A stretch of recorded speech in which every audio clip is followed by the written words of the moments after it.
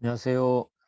자, 우리가 8강이죠. 8번째 여러분하고 또 해보는데 오늘은 영업 양도를 다 끝내겠습니다. 우리 상법 총칙인데 영업 양도 끝나면 그 다음 날부터 이제 상행위 들어갔죠. 상행위. 상행위 좀 총칙과 각칙을 좀 마무리하면은 바로 우리 회사법을 들어갈 겁니다. 그래도 처음 시작했는데 많이 왔어요. 그래서 조금 더 빠르게 여러분하고 진행을 또 해드리겠습니다. 그리고 여러분들 이제 민법 판례 하고 있죠. 해커스 우리 관리반 학생들은 민법 판례를 하고 있죠. 판례를 하는데 판례는 반드시 공부를 하시겠죠. 여러분들 뭐 지금 아마 그 민법 판례 하느라고 상법 볼 새도 없겠죠. 그래도 혹시 시간 나면 조금씩 보시고 만약에 못 본다 하더라도 너무 스트레스 받지 마시고 편하게 여러분들이 이 스터디는 따라오시면 됩니다. 그리고 상법 판례도 27, 8, 9 저는 27, 8, 9 3회를 할 겁니다. 3회를 할 건데 여러분들 혹시 뭐 여력이 되시면 들으시면 좋습니다. 판례는 반드시 한번 들어주면 좋을 것 같고요. 뭐 어떤 선생님한테 들어 상관없고 판례는 반드시 정리하는 게 좋다. 왜냐하면 판례에서 시험이 선택형에서 많이 맞출 수 있고요. 그 다음에 사례형에서도 반드시 언급해야 되는 판례들이 꽤 최근 3년 사이에 나와 있는 게 있기 때문에 여러분들이 보셔야 될 것 같습니다. 자, 그 부분 판례 강의 안내는 따로 제가 한번 여러분이 해드리도록 하겠습니다. 자, 오늘은 여러분하고 영업 양도 마무리를 짓겠는데요.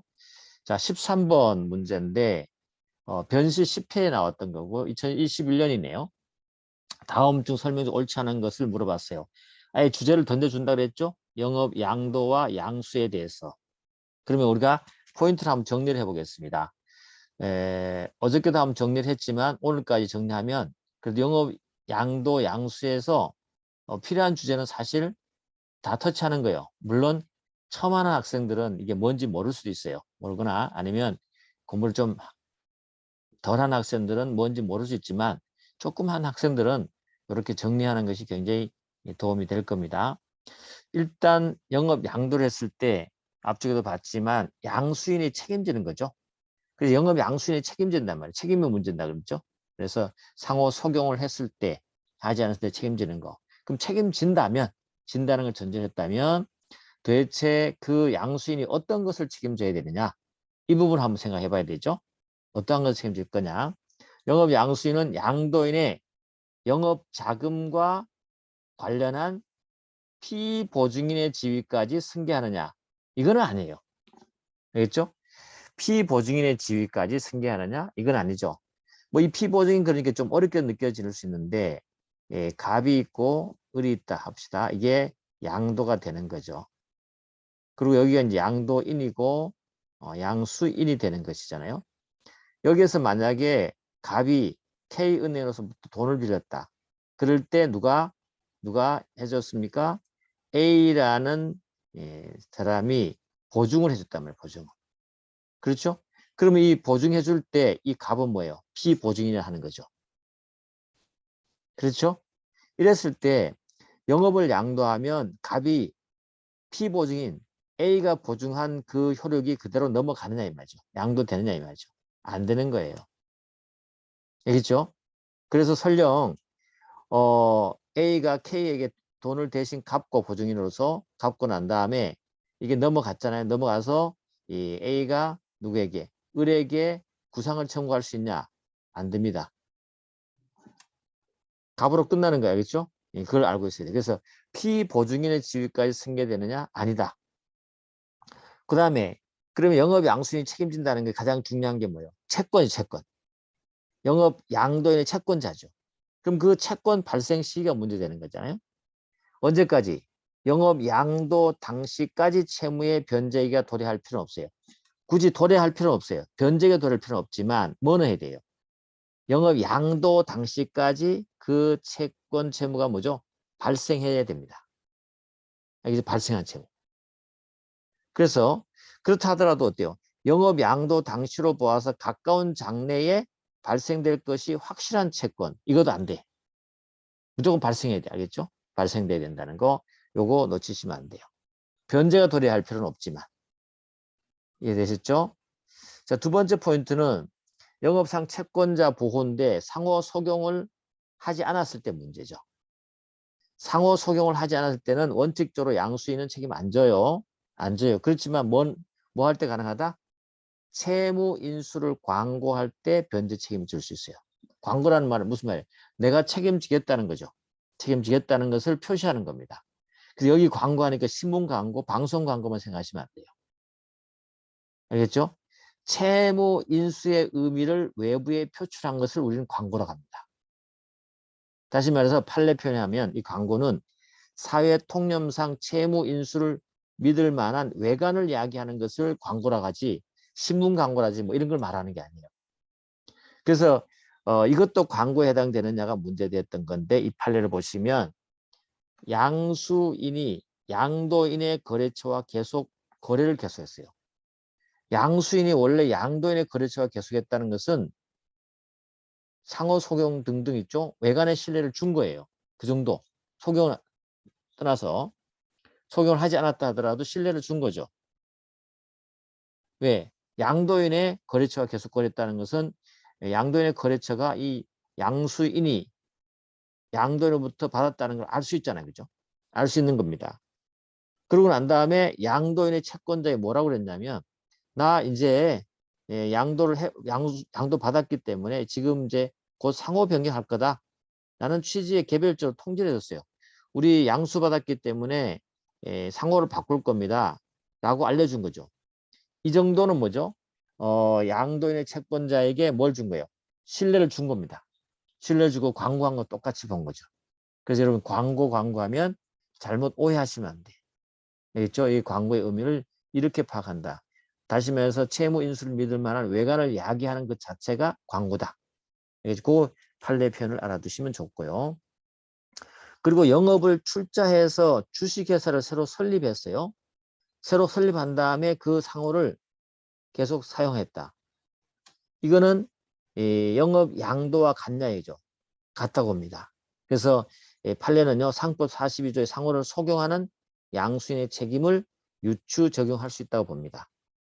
그렇기 때문에 양수인의 책임을 유추 적용하기 때문에 양도인의 책임 존속 기간인 2년 있죠. 이것도 당연히 유추 적용됩니다. 알겠죠? 예, 그걸 여러분이 알아두셔야 될 것 같습니다.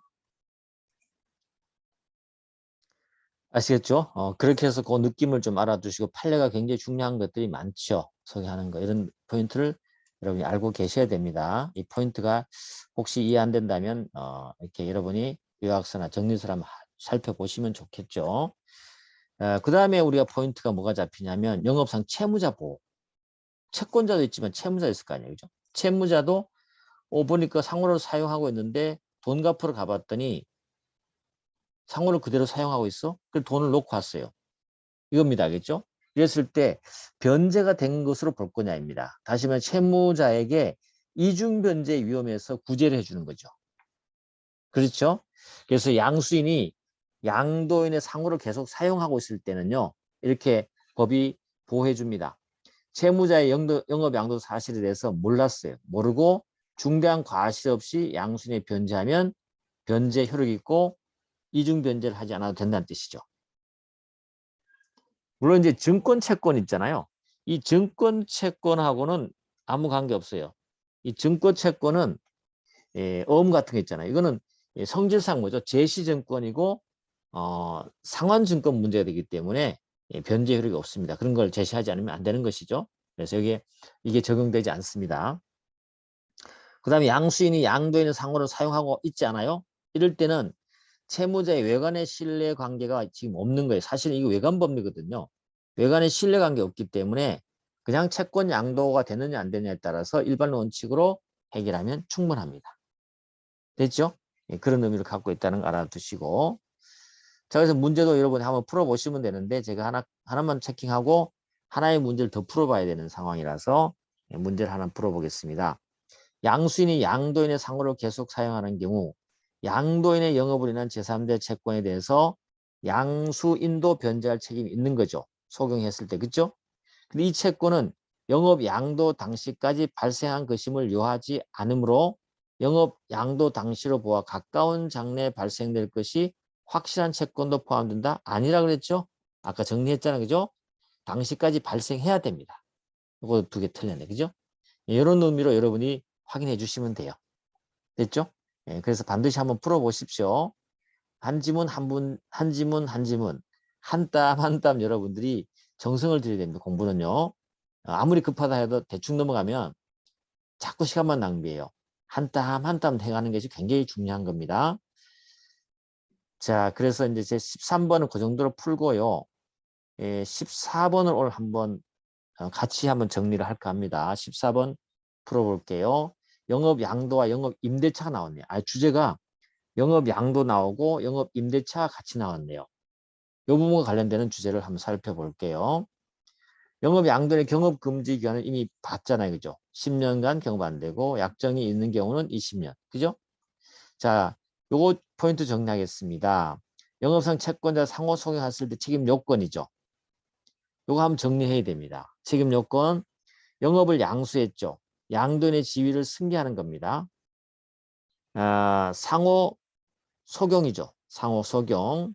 상호 소경인데 이거는 사회통념상 객관적 영업의 동일성이 있는 상호를 계속 사용하는 걸 말하고 완전한 동일성을 요구하지 않습니다. 그리고 상호 소경의 원인관계 이거 좀 헷갈리시는 분들이 꽤 있던데 소경의 원인관계 제한 없어요. 그냥 사실관계도 충분합니다. 그냥 간판 걸려있으면 충분한 거예요. 알겠죠? 그래서 상호의 양도, 사용허락, 양도 허락이 만약에 허락했던 합의가 무효 취소됐다 상관없어요. 무효 취소됐다 하더라도 간판에 걸려있으면 상호 소경하는 거예요. 그래서 상호를 무단으로 사용해도 소경이 되는 겁니다. 알아두시고요. 소경의 명칭은 상호 자체에 되지만 오코나 영업 표시도 가능한 겁니다. 그리고 제3자는요. 제3자는 양도인과 거래한 채권자, 채권을 양수한 자, 양도 사실을 알고 있는 채권자, 이 자를 포함한다는 것이고요. 그리고 영업상 채권자 보호에서 상호 소경일 때 책임 효과와 제한 보시면 양수인의 책임 재산은 양수한 재산이 아니고 자신의 전 재산으로 책임을 부담합니다. 무슨 말이냐면 양수인이 책임지잖아요. 그죠? 연대 책임지는데 그 책임을 그 양도받은 그 재산으로만 책임져야 되느냐? 아니에요. 자신의 전 재산으로 다 책임지는 거죠. 완전한 책임이에요. 그 다음에 세 번째로 채권자가 양도인에 대한 채무 명의. 채권자가 양도인에 대해서 채무 명의를 받았어요. 이걸 가지고 양수인의 재산에도 강제 집행할 수 있냐? 아니에요. 별도로 양수인의 재산에 대해서 채무 명의를 받아야만이 강제 집행할 수 있습니다. 알겠죠? 그리고 채권자의 영업 양도에 대한 채권과 영업 양수인의 채권은 사실은 뭘로 봐요? 동일한 채권은 아니라고 봅니다. 법률적으로 발생 원인을 완전히 달리하는 거죠. 별개의 채권을 보는 거죠. 그래서 채권자는 채권 양도할 경우에 대항 요건을 채무자별로 별도로 충족해야 돼요. 알겠죠? 양수인에 대해서는 별도로 충족해야 되고 양도인에 대해서도 별도로 충족해야 돼요. 그거 별개의 채권으로 봅니다. 새로운 원인 관계에서 발생한 채권으로 본다는 거. 그리고 양수인이 지체 없이 양도인의 채무에 관한 책임 없이를 등기하잖아요. 등기하면 나 책임 없습니다라고 양수인이 책임 안 지려면 두 가지 방법이 있다 그랬죠. 양수인이 지체 없이 나 책임 하나도 안 진다 등기하는 경우. 아니면 어때요? 채권자에게 나 책임 없습니다를 통지하는 거죠. 근데 효과가 다릅니다. 등기하면은 모든 채권자에 대해서 변제 책임을 지지 않고 통지하게 되면 통지받은 채권자에게 변제 책임 없는 거예요. 다른 채권자에 또 책임져야 돼요. 알겠죠? 책임져야 되는 거죠. 그리고 여기 하나 포인트는 뭐냐면 이때 통지는 반드시 양도인과 양수인이 함께 요 과를 조심해요. 또는 아니에요. 함께 통지해줘야 됩니다. 채무자가 완전 책임 안 지려면 뭘 해야 되죠? 등기를 해야 되는 거죠. 이게 포인트입니다. 되셨죠? 이렇게 포인트를 잡고 문제를 이렇게 풀어보시면 돼요. 물론 영업 임대차와 관련돼서는 우리가 따로 설명을 해드리면 되는데 자, 일단 영업을 양도한 경우에 1번 한번 문제 볼게요. 다른 약정이 없으면 양도는 10년간 이 경업금지죠. 보시면 될 것 같고, 그 다음에 넘어가셔가지고 3번 한번 질문 볼까요? 영업 양수인에 의해서 적용되는 명칭이 상호 자체가 아니라 영업 표지인 때도 그것이 영업 주체를 나타내는 것으로 사용되는 경우에는 영업 양수인은 특별한 사정이 없는 한 상호를 적용하는 영업 양수인의 책임을 정한 42조랑 유추정에서 영업 양도 영업으로 제3대 채무를 부담한다. 맞습니다. 알겠죠? 맞다. 이런 것 문제는 쉽습니다. 문제는 쉽고. 그 다음에 4번 됐고요. 5번 등기죠. 등기. 상호를 소유한 영업 양수인이 영업 양도를 받은 후 지체 없이 영업 양도인의 영업으로 인한 제3자에 대한 채무에 대한 책임 없음을 등기했다면 모든 그죠. 그러니까 영업 양수는 그 제3자에 대한 채무를 변제할 책임이 없다. 다시 말해서 제3자에 대한 채무에 대한 책임이 없 등기할 때는 그 자에 될 뿐만 아니라 모든 그죠. 채권자에 대해서 책임을 지지 않는 거다는 거 여러분이 알아두시면 될 것 같아요. 그래서 문제를 한번 여러분들이 제가 정리한 걸 한번 풀어보십시오. 시간이 많이 오버됐기 때문에 오늘 부분은 이 정도로 마무리하도록 하겠습니다. 됐습니다. 자, 그래서 오늘도 여러분 성공하세요. 오늘도 보람된 하루를 보내시고 힘내시고 차분히 잘 정리하시기 바랍니다. 항상 상법 부분만큼은 제가 여러분 옆에 있겠습니다. 혹시라도 언제든지 질문이 있거나 언제든지 어려움이 있으시면 저에게 SOS를 치시면 도움을 드리도록 하겠습니다. 감사합니다.